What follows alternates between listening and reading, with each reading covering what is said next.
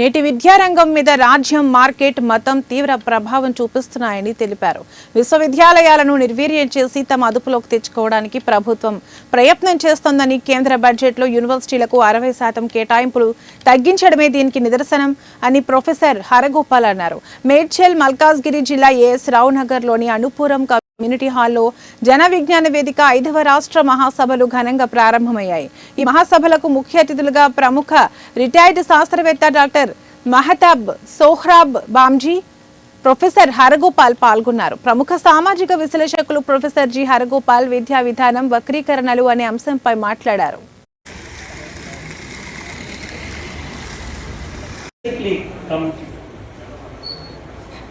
We have a green revolution. I brought green for production of milk. చెప్తాం కానీ చెప్పాలి చెప్పకూడదు, ఈ థింకర్ని చెప్పాలి థింకర్ చెప్పకూడదు అని ఎప్పుడు మమ్మల్ని కంట్రోల్ చేయలేదు. కానీ ఇవాళ మేము కాకతీయ యూనివర్సిటీలో ఉన్నప్పుడు అందరూ బహుశా రాడికల్ నుంచి రాడికల్ రేట్ ఆఫ్ థియరస్ అని ఆర్ఎస్ఎస్ చెప్పుకుంటే నేను స్టూడెంట్ యూనియన్ అడ్వైజర్గా నేను ఆయనకు ఒక కబుర్ పంపాను. యూనివర్సిటీకి వచ్చి మమ్మల్ని అడ్రస్ చేస్తారు విద్యార్థులని. పులేంజయ్ అప్పుడు సెక్రటరీ, ఆయన తర్వాత పార్టీ సెక్రటరీ అయ్యాడు.